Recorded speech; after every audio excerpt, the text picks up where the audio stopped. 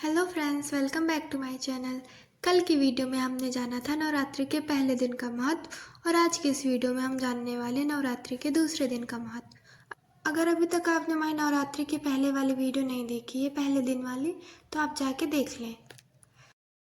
उस वीडियो में हमने कई सारे मंत्र बताए हैं जिनका प्रयोग करके आप माँ शैलपुत्री को प्रसन्न कर सकते हैं। इस वीडियो के अंदर भी हम कई सारे मंत्र बताने वाले हैं, इसीलिए वीडियो को अंत तक ज़रूर देखें। तो चलिए वीडियो की शुरुआत करते हैं। लेकिन उससे पहले अगर अभी तक आपने हमारे वीडियो को लाइक नहीं किया तो प्लीज़ लाइक कर दें और हमारे चैनल को भी सब्सक्राइब कर दें ताकि कल के आने वाली वीडियो आपको मिल सके। चलिए वीडियो शुरू करते हैं और सबसे पहले जानते हैं माँ ब्रह्मचारिणी की कथा और उनके नाम का अर्थ।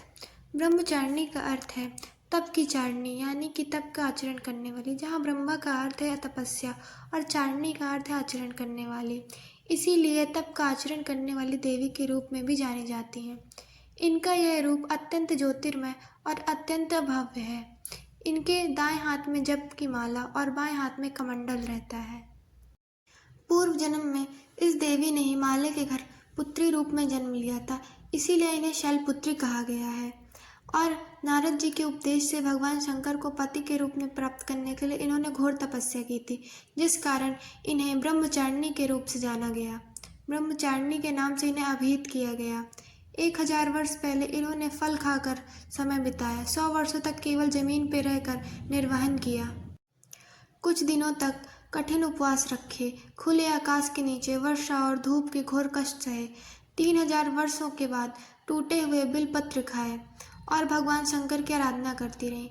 इसके बाद तो उन्होंने सूखे बिलपत्र खाना भी छोड़ दिया और कई हजार वर्षों तक निर्जल और निराहार रहकर तपस्या करती रही। पत्तों को खाना छोड़ देने के कारण इनका नाम अपर्णा पड़ा। कठिन तपस्या के कारण इनका शरीर एकदम क्षीण हो गया। देवता, ऋषि, सिद्धगण, मुनि सब ने ब्रह्मचारिणी की तपस्या को अभूतपूर्व पुण्यकृत बताया, सराहना की और कहा, हे देवी, आज तक किसी ने इस तरह की कठोर तपस्या नहीं की। ये तुम्ही से संभव थी। तुम्हारी मनोकामना पूर्ण हो और भगवान चंद्रमौली शिव जी तुम्हें प्राप्त हो। अब तपस्या छोड़कर तुम घर लौट जाओ। माँ ब्रह्मचारिणी की कथा का सार यह है कि जीवन के कठिन संघर्षों में भी मन विचलित नहीं होना चाहिए। माँ ब्रह्मचारिणी की कृपा से सर्व सिद्धि प्राप्त होती है। दुर्गा पूजा के दूसरे दिन इस देवी के स्वरूप की उपासना की जाती है।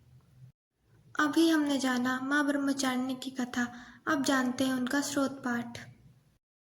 तपचारिणी त्वं हि तापत्रय निवारिणी, ब्रह्मरूपधरा ब्रह्मचारिणी प्राणमाहाम्यहम्। शंकर प्रिया त्वं हि भुक्ति मुक्ति प्रदायिनी, संतिदा ज्ञानदा ब्रह्मचारिणी प्रणमाम्यहम्। एक बार फिर, तपचारिणी त्वं हि तापत्रय निवारिणी, ब्रह्मरूपधरा ब्रह्मचारिणी प्रणमाम्यहम्। शंकर प्रिया त्वं हि भुक्ति मुक्ति दायिनी, शांतिदा ज्ञानदा ब्रह्मचारिणी प्रणमाम्यहम्। माँ ब्रह्मचारिणी की पूजा करते समय आप इस स्रोत पाठ का इसका पाठ कर सकते हैं। अभी हमने स्रोत पाठ के बारे में जाना, अब जानते हैं कि माँ ब्रह्मचारिणी को कौन सा भोग लगाना चाहिए। उसके बाद हम इनके मंत्र जानेंगे। माँ ब्रह्मचारिणी का भोग। नवरात्रि के दूसरे दिन माँ ब्रह्मचारिणी को चीनी का भोग लगाया जाता है। माना जाता है कि चीनी का भोग लगाने से व्यक्ति को हर क्षेत्र में सफलता मिलती है, इसके साथ ही दीर्घायु प्राप्त होती है। इसीलिए माँ ब्रह्मचारिणी को चीनी का भोग लगाना चाहिए। चलिए अब जानते हैं माँ ब्रह्मचारिणी को प्रसन्न करने हेतु मंत्र। माँ ब्रह्मचारिणी के मंत्र। पहला, ओम ऐं ह्रीं क्लीं ब्रह्मचारिण्यै नमः। फिर से, ओम ऐं ह्रीं क्लीं ब्रह्मचारिण्यै नमः। दूसरा मंत्र, ब्रह्मचारिणीतुं शीलं यस्य सा ब्रह्मचारिणी सच्चिदानंद सुशीला चा विश्वरूपा नमोस्तुते। एक बार फिर मैं बता रही हूँ, ब्रह्मचारिणीतुं शीलं यस्य सा ब्रह्मचारिणी सच्चिदानंद सुशीला चा विश्वरूपा नमोस्तुते। अब चलिए तीसरे मंत्र को जानते हैं। या देवी सर्वभूतेषु माँ ब्रह्मचारिणी रूपेण संस्थिता, नमस्तस्यै नमस्तस्यै नमस्तस्यै नमो नमः।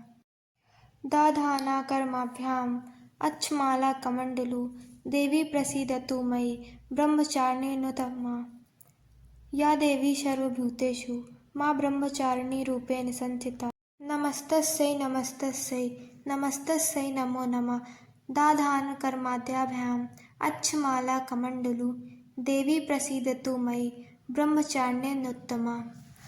इन तीनों मंत्र का जप आप माँ ब्रह्मचारिणी की पूजा में करें, इससे आपको विशेष लाभ प्राप्त होगा।